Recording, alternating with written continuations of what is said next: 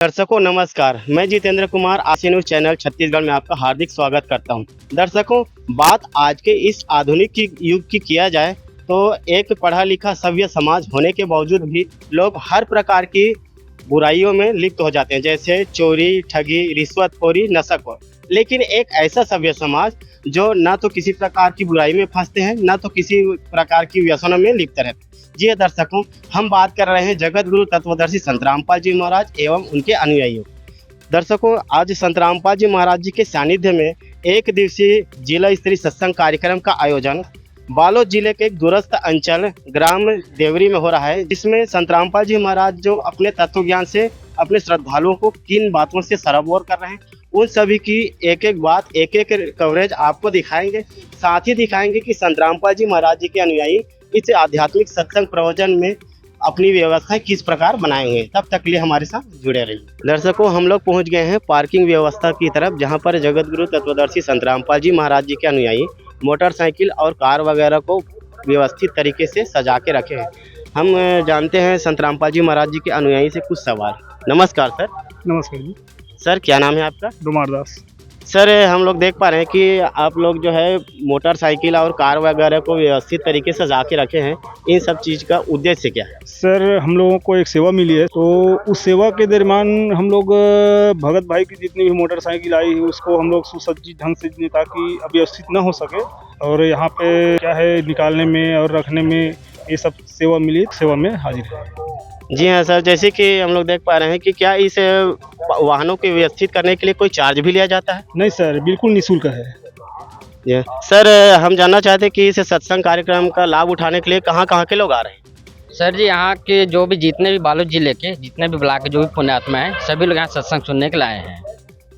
दर्शकों, हमने संत रामपाल जी महाराज जी के अनुयायियों से जाना कि यह जो सेवा है, पार्किंग व्यवस्था बिल्कुल निःशुल्क की जा रही है। साथ ही पूरे बालोद जिला के संगत जो है श्रद्धालु इस सत्संग का लाभ उठाने के लिए आ रहे हैं। दर्शकों, जैसे ही हमने मेन गेट से अंदर एंट्री ली, आप लोग देख पा रहे हैं कि एक संत रामपाल जी महाराज अपने तत्व ज्ञान में जो हम पवित्र सदग्रंथ से जो भक्ति विधि बातें वर्णित करते हैं, उनको एक फ्लैग के माध्यम से दिखाया गया है कि शास्त्र में किस प्रकार से संत रामपाल जी महाराज अपने तत्व ज्ञान का सारा निचोड़ उनको दिखाते हैं। साथ ही हम लोग जो सेवादार यहाँ पर जो सेवा कर रहे हैं उनसे कुछ जानेंगे कि जो इस प्रकार की जो सेवा चल रही है उनके पीछे उन लोगों का उद्देश्य क्या है तथा इस प्रकार की सेवा वो लोग क्यों कर रहे हैं। दर्शकों, हम लोग देख पा रहे हैं कि संत रामपाल जी महाराज जी के अनुयायी थैले में कुछ भर के रखे हैं। उनसे जानते हैं ये आध्यात्मिक सवाल।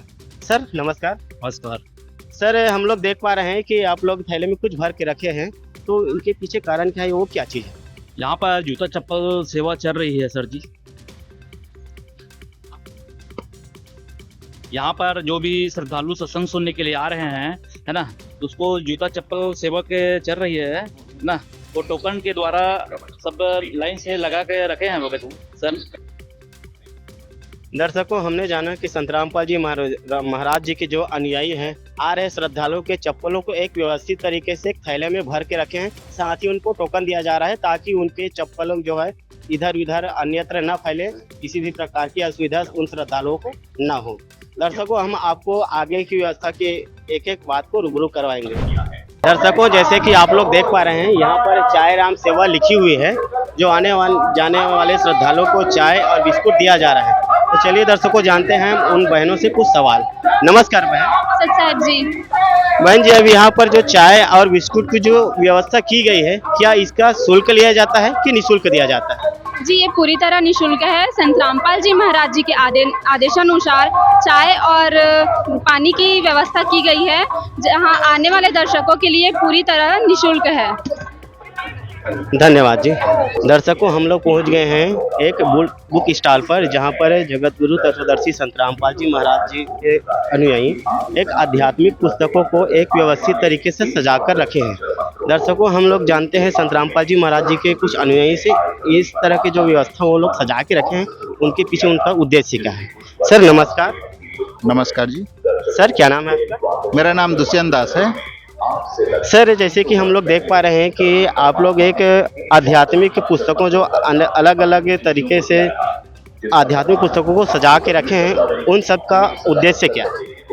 देखिए, यहाँ पे हमारे गुरुजी संत रामपाल जी महाराज के सत्संग हो रहे हैं और यहाँ पे बहुत सारे श्रद्धालु जो आते हैं उनके मन में बहुत सारे शंकाएं रहते हैं। उन शंकाओं के समाधान के लिए हमारे जितने भी धार्मिक सद्ग्रंथ हैं उनकी यहाँ पे जो है प्रदर्शनी लगाई गई है।